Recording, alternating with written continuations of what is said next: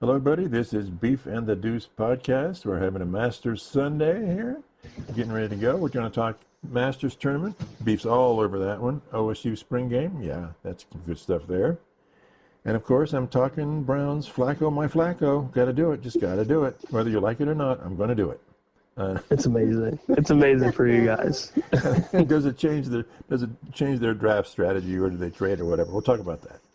And the Derek Carr situation with the Saints, it's kind of, where is he going to do? What's he going to do? Anyway, so that's sort of on our agenda. We'll have more to talk about as we ramble on, as we always do. Beef, how's it going? How was your Masters weekend?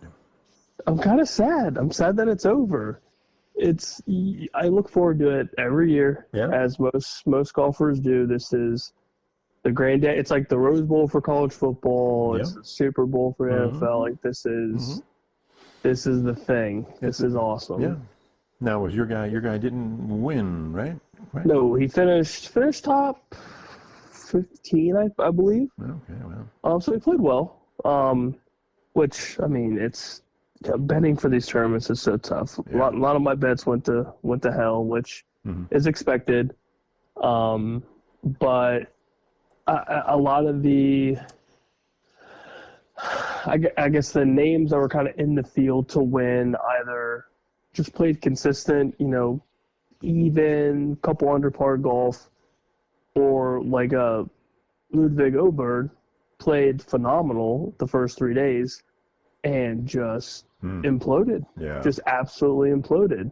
Yeah. That was pretty sad in a way. Oh God, he was up there tied for first with like a couple holes to go, and then boom, bogey, and I think he tripled 18, and just everything went to shit for him.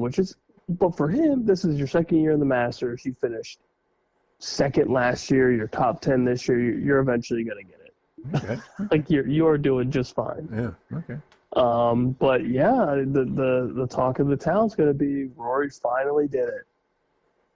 Finally got his green jacket. Finally completes the career Grand Slam. Okay. So he's got them all. And he's got them all. He finally did it.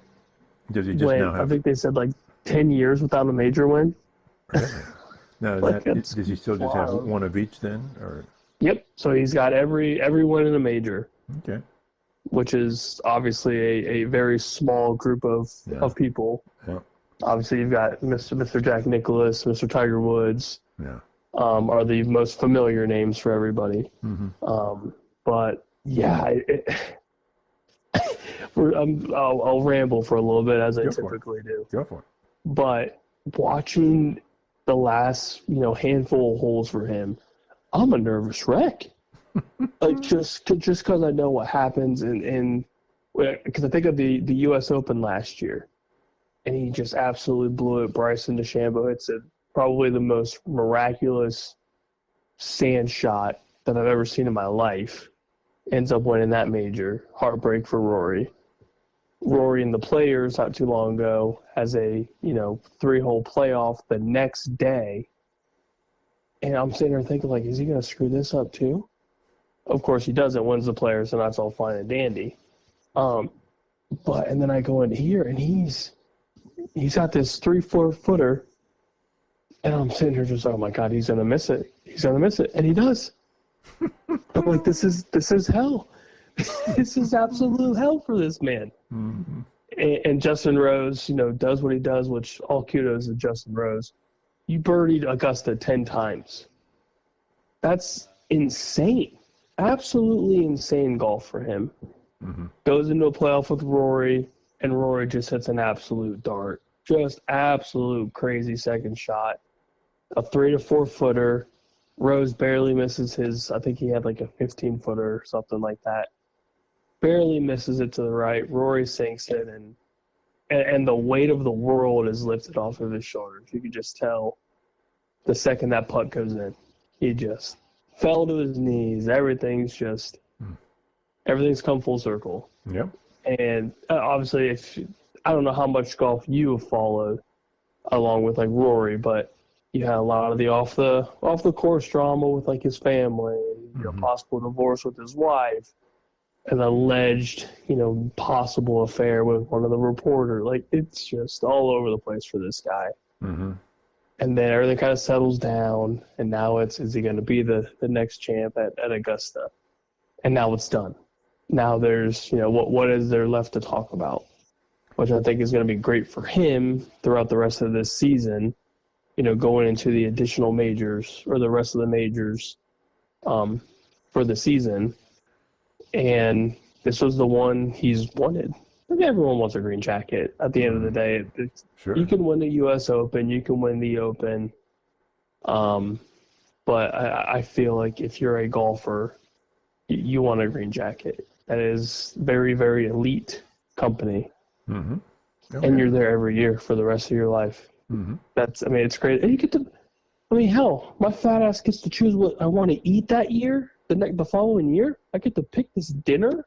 It's amazing. Like the fat kid of me, I'm sitting there just going nuts. It's miraculous how you turn that around to food, but okay. I get it. Yeah, you like. I mean, but it's cool. If you like tradition, Mm-hmm. like that's huge. And now his name is finally in that elite company. Mm-hmm. And now maybe he goes on a little bit of a run. Maybe he gets another one, before his pro career is done. Mm-hmm. But I feel like he's hitting stride at the right time. He looked great at Sawgrass. He looked great, throughout this weekend, especially yesterday. I mean, he shot, I think, a 666. It was just firing on all cylinders. Mm-hmm. But a Sunday at Augusta is unlike anything in sports, I feel like. Mm-hmm. Super Bowl, super stressful. College football championship, super stressful. But it's just you Yeah. on this golf course. Yeah. Probably the toughest golf course on the tour, and the just most insane amount of pressure, and he finally did it. He finally did it. So why is it the toughest course on the tour? You play every shot, basically. So every shot shape you can imagine, it's on this course. The greens are absolutely insane. The hole placements are super difficult. No, what do you mean by on any what's day. insane mean? What's insane? But it's very up and down, massive right to lefts, massive left to right breaks. Okay. Okay. The greens are super, super fast. Every putt you have is very delicate. So no gimmies, huh? The gimmies are. I mean, you've got guys that miss a putt and it goes off the back of the green. Then you have to chip back up onto the green, or you have a short chip to, a middle hole placement, for example, or a left side green placement. Mm-hmm. And if you miss it or you hit it too hard, it's going into a bunker, it's going down the hill, and you have a 30, 40-yard chip. You've got holes like hole 15, par 5. You either play aggressive and try to shoot it over just a little creekish, whatever you want to call it, a little pond in front of the green. Mm-hmm. And if you miss the green, it falls down the hill, and you're kind of SOL. Mm-hmm. Or if you play smart and you try to lay up a little bit and then hit a decent wedge in, it's a little bit better. But these clubs nowadays, or these golfers, they create so much spin on the golf ball where it almost doesn't matter what you do with, how you play these holes. If you don't hit your wedge shot, I mean, that thing's falling off the green too. So, I mean, every shot has to be so precise. And then on top of that, and I think I mentioned it in our last segment, or our last episode, it's so intimate with the crowd because there's no phones. There's no cameras. It is just you and the golfers. Hmm. So it's very intense. Everyone's staring into your soul, especially when you're the final grouping on Sunday at Augusta. Everyone's watching you, watching your every single move. They're watching what cereal bar you're eating. Mm-hmm. What flavor Uncrustable you have. They know everything because that's all they can do. Mm-hmm. You can't go on your phone and go on Twitter. You can't, take a picture of somebody. It is just no photographs. It's unlike anything. No photographs or anything, right? Nope, unless you're which I thought was kind of cool. Side nugget. Ken Griffey Jr. was down there doing professional photography. So I thought that was kind of cool. So he's sitting there doing his thing. But yeah, it is very intimate and it's just different. It's just very, very different. than like when you watch like the U.S. Open. Now the U.S. Open has super tough courses throughout the rotation. Yeah, so I was going to ask you about that. I thought that the U.S. Open, I mean, obviously it's at different courses, but I thought they really made it nasty. Yep. So it seems like year after year they're trying to make courses just as tough as Augusta, if not trying to make it tougher. But I just feel like there's nothing that could really compare to how Augusta is because they change it every year. And it's one of those where it's the major that's always played there. It's never played anywhere else. Right. So that makes it even more unique is where you're playing every single year, in April. It's Augusta. It's a beautiful course, and at least like this year, unlike last year, the weather was perfect, absolutely perfect. Last year it was a dumpster fire of just rain, wind. But yeah, just the course itself is just a beast. You've got long par fours, you've got super long par threes, you've got greens where you have to lay it on a hill so it spins down a hill to break left to get within 10 feet if you're lucky. And that's kind of the other thing is a lot of these like lesser tournaments, if you were just like the typical week out tournaments, a lot of darts, quote unquote, like beautiful shots, if you get it within 2 or 3 feet, that's obviously great. At Augusta, you're just hoping to get it to within 12 to 15 feet. So that's another kind of different kind of aspect of Augusta is you very rarely have those shots that are like within 2 feet, within 4 feet, because the greens are just so aggressive and so fast. But yeah, before I ramble on and on about the course, go for it. No, I was going to ask you. I was also going to ask you about the Open Championship because looking at that, it's they're playing right next to the ocean. The wind is going crazy. There's more rocks than sand. It's just a brutal looking course. So how is that? I know they move it around a little bit, but those courses look hard as. Oh yeah, and you definitely have to account for the weather. Like if you play at Pebble Beach, you've got wind, you've got rain, you've got this, you've got that. So like those aspects make it very difficult. On top of typically those courses play pretty tough in general. Yeah. Because you're right by the ocean. Oh yeah, God. And then like if you play at St. Andrews, it's open. It's just wide open. Yeah. And you play different shots. You're putting from the fairway. You got those super deep pot bunkers. So is that experience different than anything else? Is that why they play it? Yeah, I think so. I think it's just. I mean, if I could play St. Andrews, I would cut my leg off to go play there. But that would make it difficult. I would after you would let me play, and then I would just here you take my leg. I'll write that down. Yeah. I would same thing with Augusta. But yeah, I think it's just a lot of those courses like they're not as. I mean, they're hard. It's just different golf, especially out there where like you're putting from the fairway because everything is so level. But then with Augusta, there's just so much that can go wrong so fast. Are there elevation changes too at Augusta? Oh God, yeah, it's all over the place. It's very rare. I feel like if there's a very like level flat shot for whoever. Really? Either your iron shot's kind of going downhill and back uphill, or your feet are below the ball or above the ball. I mean, or you've got water in front of you here. You've got trees there. You've got narrow tee shots. I think it's on hole 10. Your drive is just a straight pull. Like it's not even a shot shape. You just pull it across your body.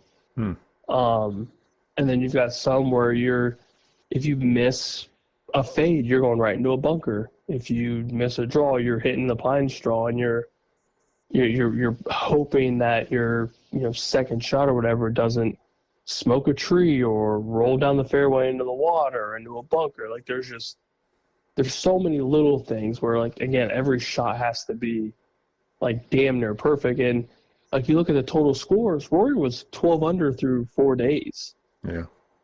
There's a lot of guys you get 12 under in a round and a quarter anywhere else. Mm-hmm. So it's just so. I couldn't imagine a day like today and have Rory do what he did. I'd be peeing down my leg. I'd be nervous as hell.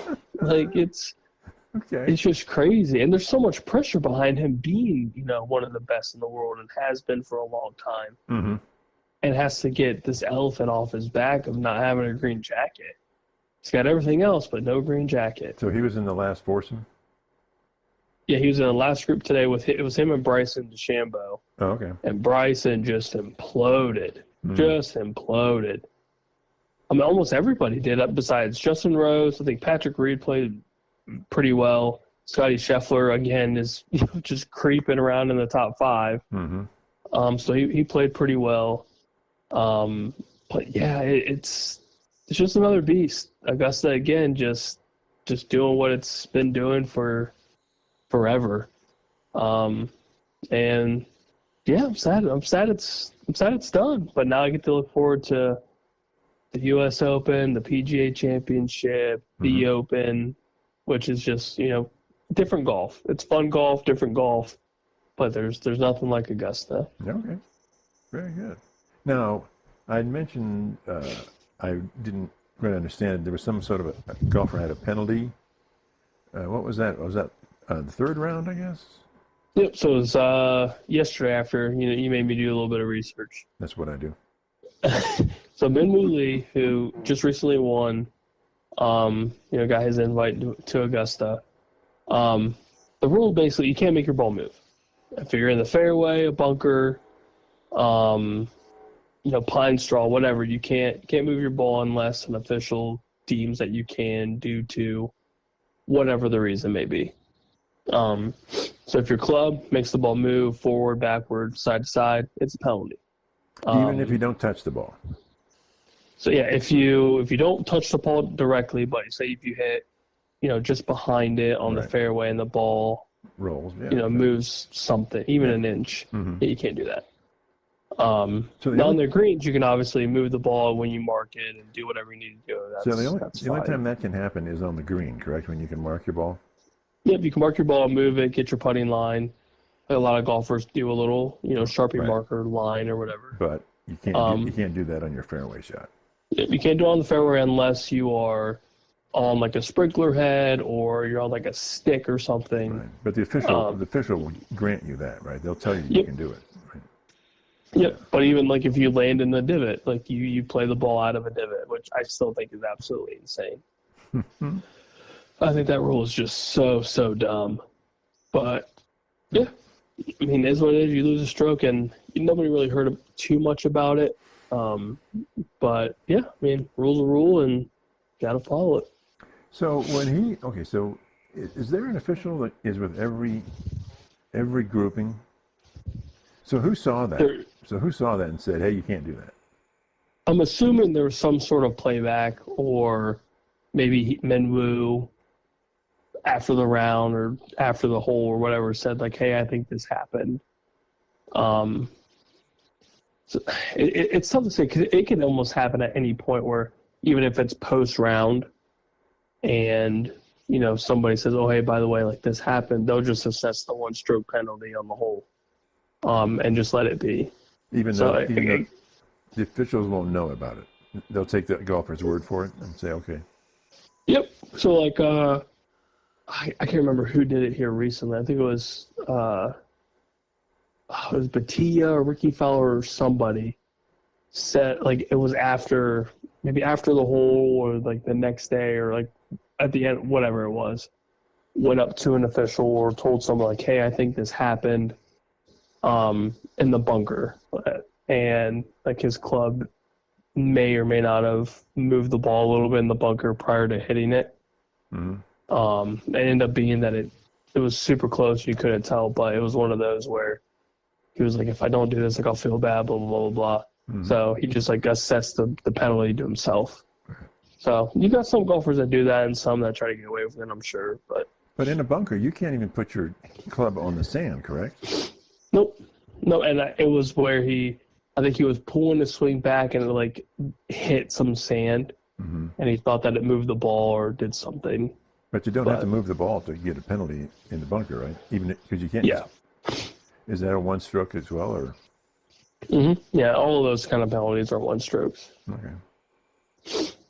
It's a very, very delicate little area, but yeah, I mean, I guess it is what it is, and I think at the end of the round shot like a 77 or something crazy, but. So there isn't an official with every grouping, right? Correct? There's enough to where they're readily accessible. Are they assigned to the hole? Were they assigned to the holes? I would assume for something like Augusta, they probably have a ton of guys around.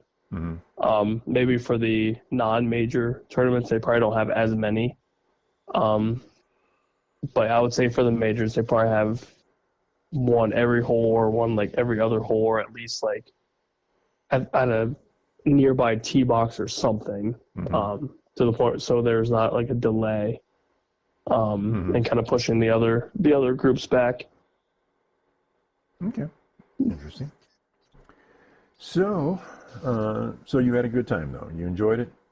I enjoyed it, and I'm ready for next year. I'm ready to watch it again and just burn about 100-something hours on Masters coverage. When are you going to go as a fan? Be at the tournament.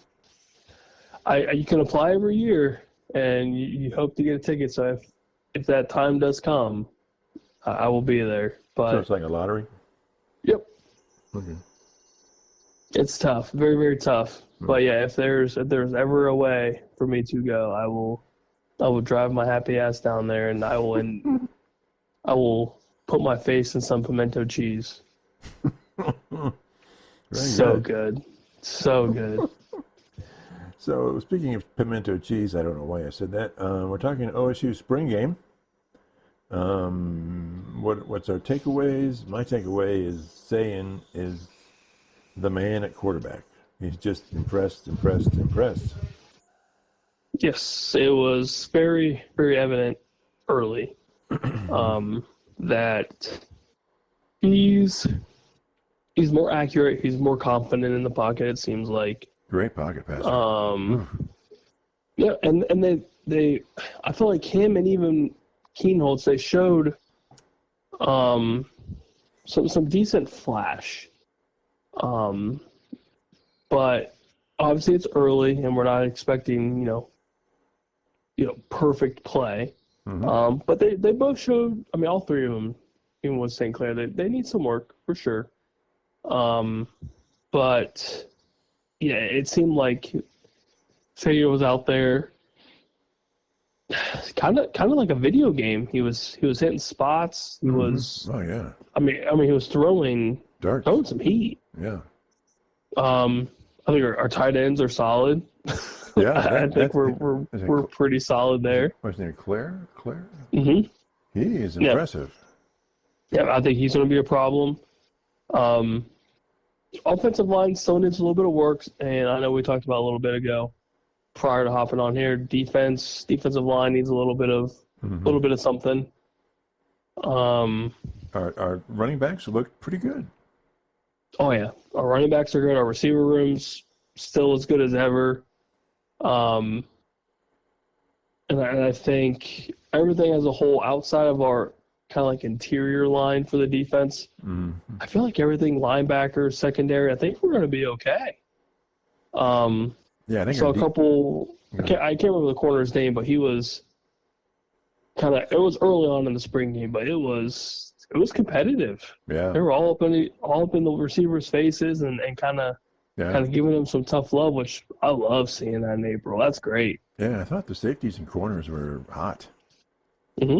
Yeah, I think everything on both sides looked as advertised or as leaked for the most part what we expected in April.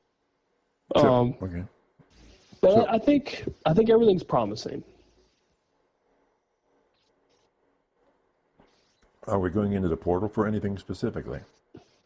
We heard the rumors about another quarterback, but gosh, I don't know. Sayin really impressed me. I I don't think we need to. I think quarterback-wise, I think we're okay. I think Sain's going to be the dude, and he's going to be fine. You think the line doesn't we need help?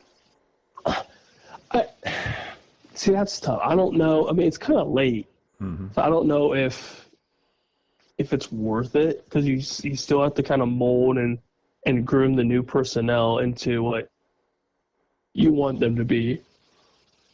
But I think it's just more exposure, just more practice. It's still early. They've only had, barely over 10-plus practices before this. Right.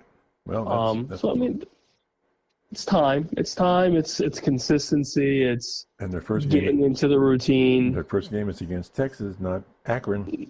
Yeah, this is very, very, very true. Yes, it's very true. It's real true. But I think a lot of the programs going into this year are going to be dealing with some growing pains, a lot of new personnel. And at the end of the day, it's still Arch Manning's, first year as the guy. So there's definitely going to be pressure for him and old Stevie Boy and that whole Texas program.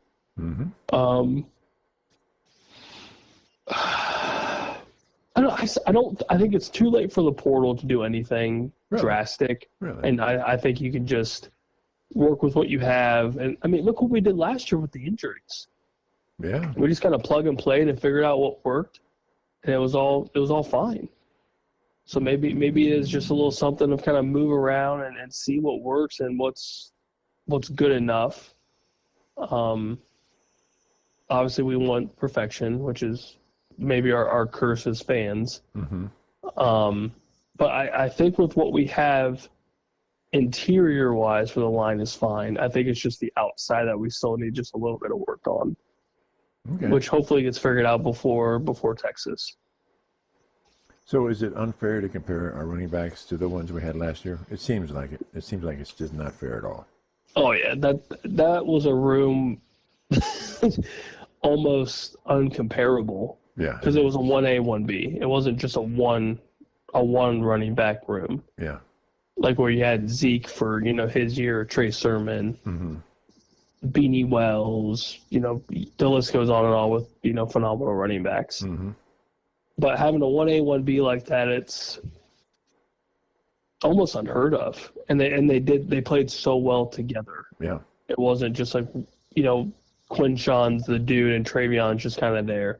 They both have their moments throughout the season, and now they're, possibly first-round draft picks. But I think we have a lot of talent in that room and a lot of different styles, in that room, which could be super beneficial throughout the season. Okay.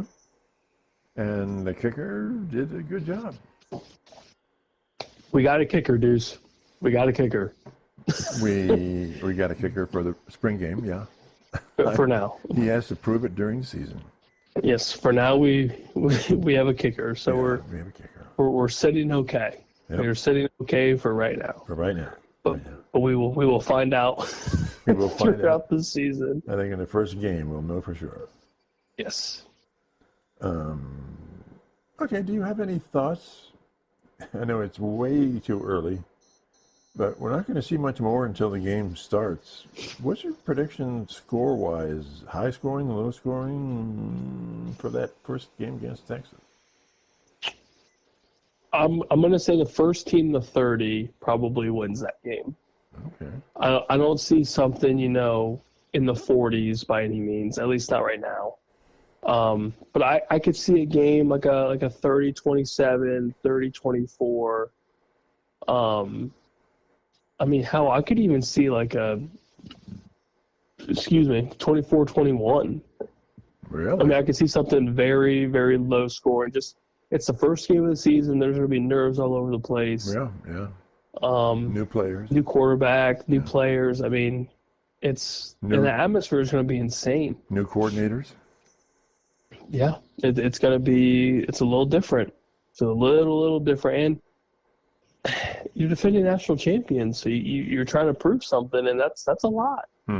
That's a lot to kind of have weight on the shoulders, and it's big boy Texas coming to town. It's no, like you said, it's no Akron, it's no Kent State, so Bowling Green. It's Texas. Texas, yeah. So it's gonna be an early test, and I think it's gonna be a good test to kind of see what we have So week one, and then kind of fix what needs to be fixed and go from there. So I think obviously we want to win, right. but if we lose, that's also it's a good thing for Ryan Day to figure out. Okay, like we're not quite where we need to be. What do we need to work on? And maybe that betters everything for the rest of the season. And hopefully we can finally beat the damn team up north and get that weight off his back. Maybe, yeah. Maybe. We need it. we absolutely need it. So you're thinking mid-20s? I would say safe bet would be mid-20s. Okay. Early on. All right. Anything else from that spring game that struck you? It's tough. It's really tough to kind of dig super deep into it. Mm-hmm. I as a general statement, I'm happy that we kept the spring game. Yeah, absolutely. Yes. I think it's and I like that we got to see a little bit of tackling. Yeah. Little bit of real football. Yeah.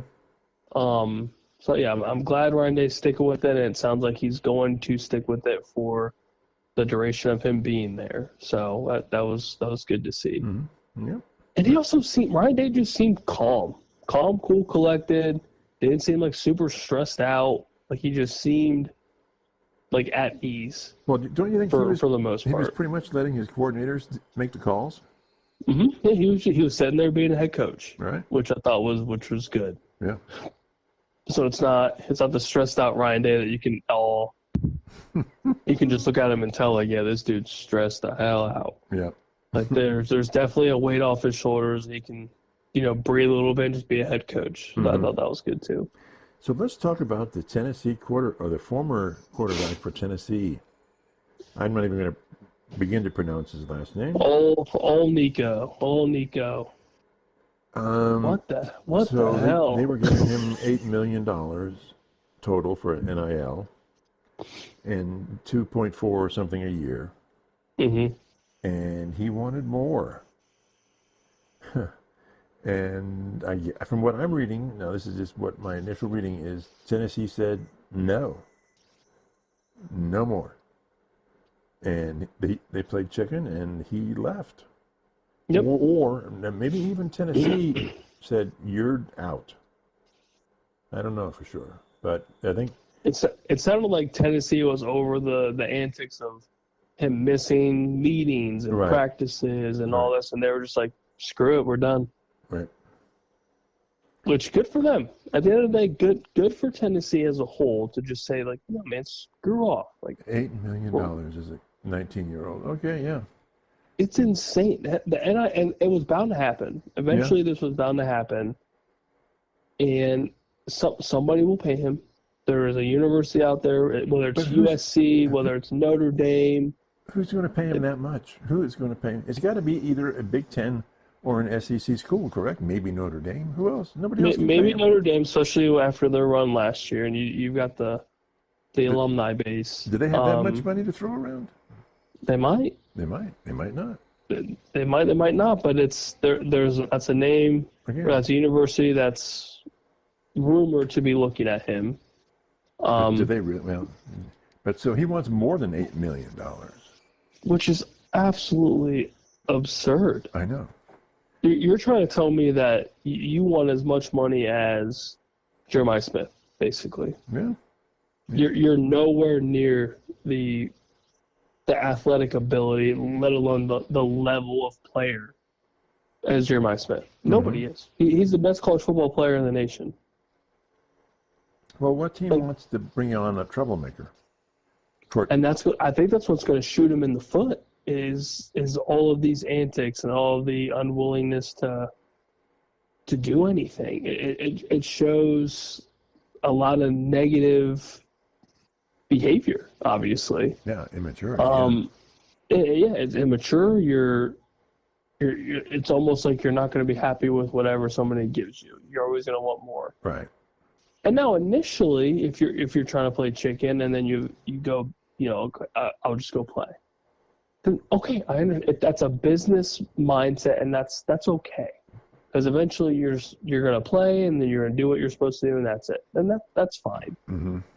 But you're not just gonna blatantly quit because you didn't get your way. It's like a little temper tantrum. It's like you're acting like a child.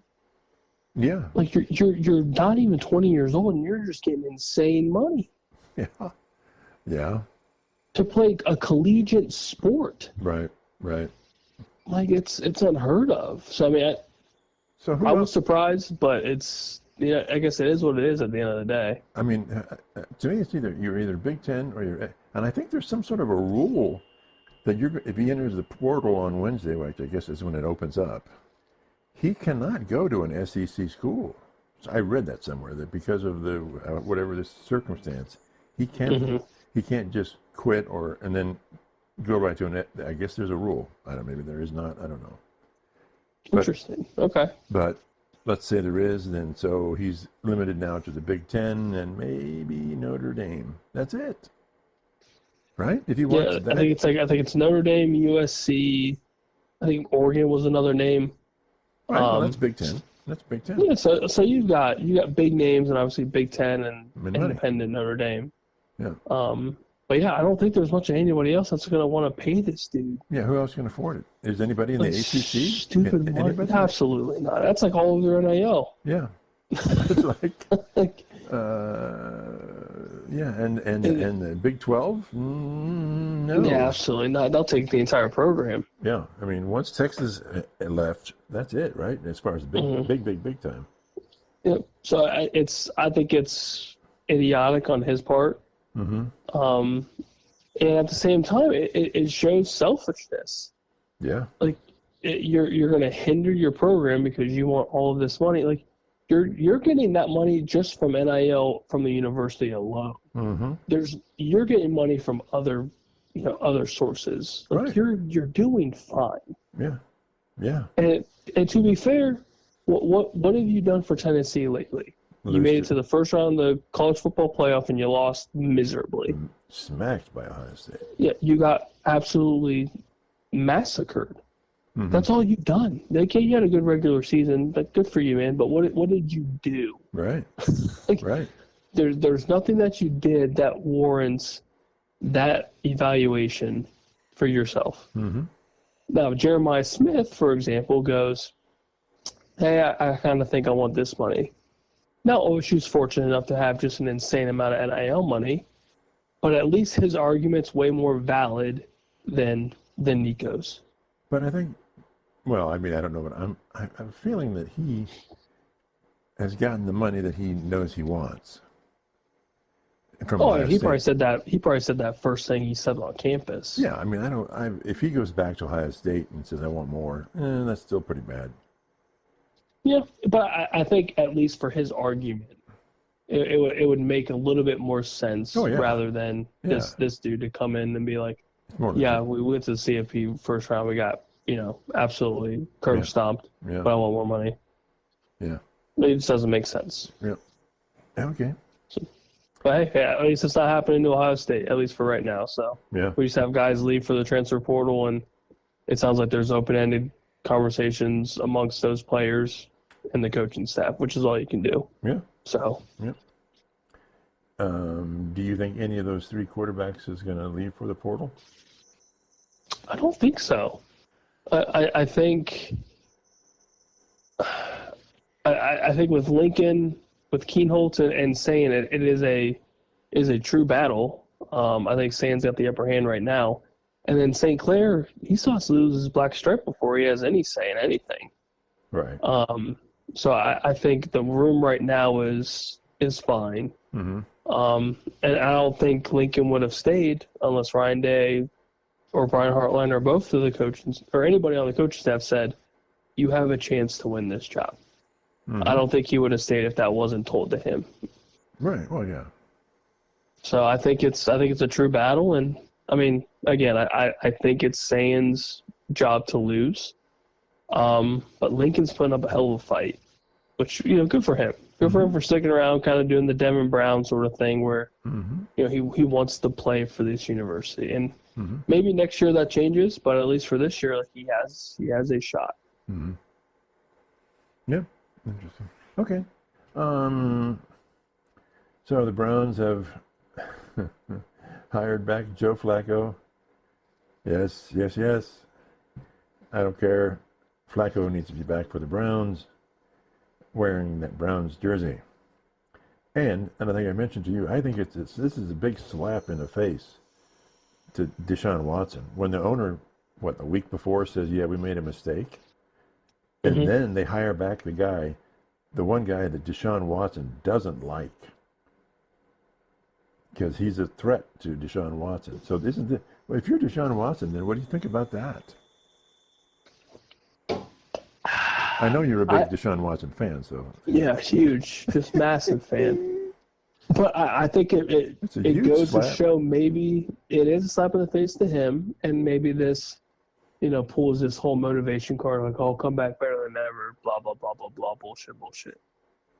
But at the end of the day, if you are this football player that you claim to be, that Deshaun claims he is, and the money to prove it, you need to prove you're worth all of this money, and you haven't. Right. You haven't in the slightest. Anything. Yeah. Joe Flacco proved enough in a quarter of a football season. Yeah. Than Deshaun has. Yeah. And probably his career. Yeah. Yeah. I mean, he had one or two good seasons of football in Houston, and then that was kind of it. He sat out and then got traded. Yeah, so that's basically it. Joe Flacco's been doing this for over a decade plus.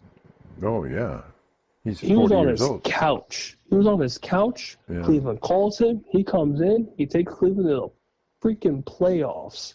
Yeah, yeah. Beautiful. Deshaun Watson took forever to throw multiple touchdown passes in a game. Yeah, he's played 17 games in 3 years or something like that. Yep, it's pathetic. Very impressive. So, how does this change then the Browns' first round draft situation? Do they need to go?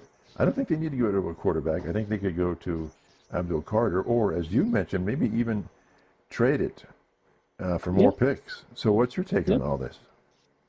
I don't think they can go wrong. So I feel like position-wise, for position players, you can kind of take the risk with Travis Hunter, see if he'll play corner, receiver, maybe he plays both, and you kind of figure it out from there. I don't think that's a terrible idea. Abdul Carter obviously will help fill out the 2 DN set that you want, two sack phenoms. Or if you truly don't believe that Travis Hunter or Abdul Carter or whoever may be on your draft board isn't worth it, trade it. Because now you have, and we'll talk about it here soon, the Saints. If the Saints believe there's a team in front of them that wants Shadur Sanders or the quarterback of their choosing, they may trade up and you may get that 9th pick and a couple additional picks. Right. That could be very useful for the Browns. So I'm thinking you're tending toward that approach if you were them, right?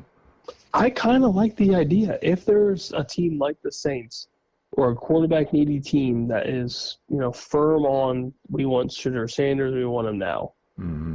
Why not? Why not test it and see what you can get? Especially if you can still keep your first round pick and get additional picks that you desperately need. Why not? Yeah. Why not? So there's no player out there that's screaming to me as a team picking second in the draft. We need this guy. There's really nobody in this year's draft that has me thinking that. Now, if you have me go back in like the teens or the 20s, there's players all over the place I would want. But nothing in the top 5 is screaming to me if I'm the Browns. The running back situation, more than likely you're probably bringing back Chubb for cheap. You're probably keeping Jerome Ford. So you have personnel in the backfield. You don't need to reach for Ashton Genty. Yeah. But yeah, I mean, if you don't believe Travis Hunter is the marquee player for your franchise, if you don't believe Abdul Carter is, then don't pick him. Trade it. Somebody will absolutely give you a haul, and then you can use that for everything that you need to backfill, and hopefully make use of the picks that you'll get, and make up for the picks that you lost with this terrible Deshaun deal. So could it be that the Browns would say with Carter or Hunter, we don't want to pay them. They're not worth the money that the second or third pick overall gets. They're just not worth that much money. It's possible, yeah. It's very possible that that's what they believe. But then again, it is the Browns. We have seen the Browns do some good stuff. Do you think Carter's a top 5 pick? I think so, yeah. I think Abdul Carter's worthy of it, and I think the possible potential with Travis Hunter is worth it, because you can have him as a number 2 corner with Denzel Ward, or you can have him as a number 2 receiver with Jared Jeudy. Right. And you can use him in the slot. You can use him as a true number 2. There's a lot. He's versatile. He's obviously a very athletic player. Okay. So there's a lot that you can do with him. It's just a matter of, do you want him playing both sides of the football? Mm-hmm. That's the big question. Mm-hmm. Yeah, I think they're both worthy. It's just a matter of, do you believe that they are worth that number 2 pick? So do you think if you're the Browns? Yeah. Do you think the Saints are going to be able to trade up to get a quarterback? And if they do, then what's the future of Derek Carr with the Saints? He's like, well, if that injury is bad, it's going to be tough, right? If it's bad enough where you need surgery, you're out for the season. Yeah. And everyone got to see the Spencer Rattler effect, and it wasn't terribly pleasing. Yeah. And you don't have a ton of time with Alvin Kamara in your backfield. Chris Olave is just the lone receiver out there, so he needs a quarterback to throw him the ball. And the Saints are in a division that is still somewhat winnable for them. So why don't they? Why isn't Aaron Rodgers in the talk about the Saints? It's a good question. Thank you. It's a very good question. Yeah, I don't. I think the Saints are trying to build for Kellen Moore and the future of his team. So they don't want a 1 or 2 year Band-Aid then?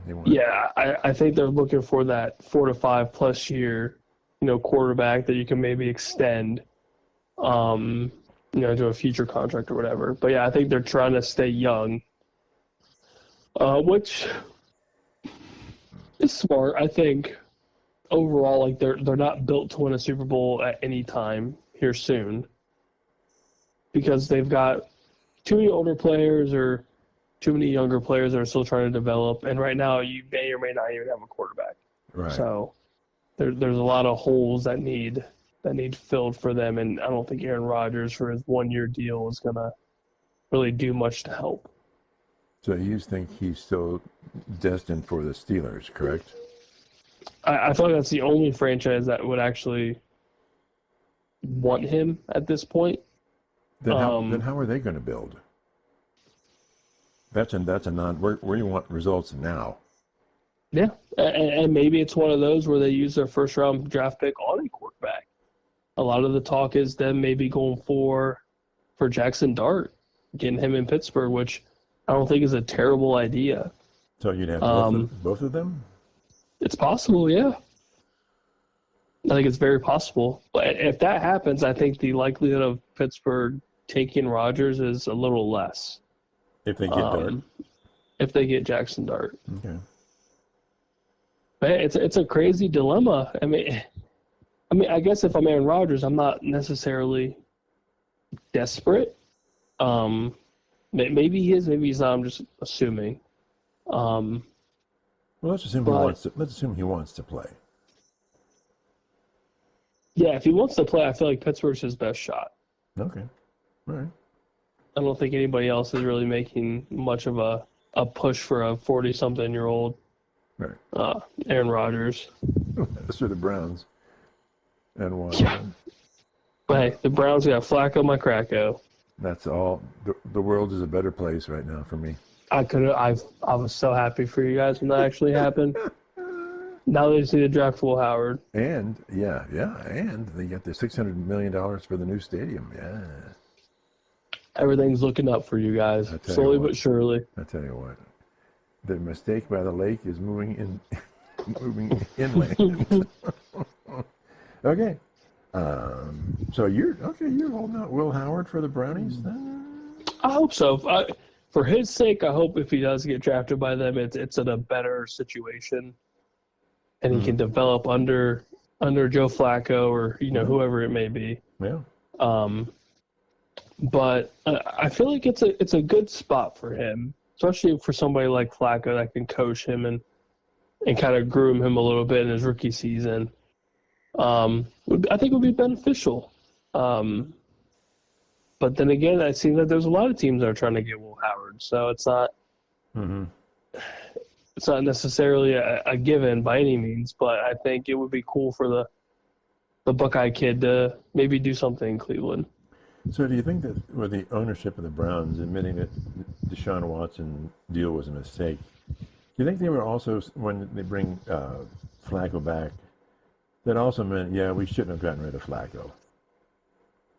Maybe that was a mistake as well. Yeah, I mean, I feel like that's definitely the reason for them to bring him back is, hey guys, we messed up. Can you come back? Please come We're back. sorry. Please come back. Yeah, we're sorry. We want you to throw those nice spirals to our receivers. Yeah, hey, Amari Cooper, do you want to come back? Yeah, I bet he'd come. I bet he would come back. It's possible. Yeah, he's out there somewhere. And he loved Flacco, right? Oh, him and Flacco were crushing it, which would be crazy because if if Amari Cooper does come back, you get him and Jerry Jeudy back together. Say if you do draft Travis Hunter, you put him in the slot. That would be impressive. That's wild. Yeah. That would be super awesome. It's not a terrible idea. Yeah. Not a terrible idea at all. Yeah. Now they need an offensive line, but baby steps, right? Yeah, everyone's gonna get healthy. That O-line just needs to get healthy. They're so banged up. Yeah. Yeah. And I'm sure the O-line will be a key focus in the draft.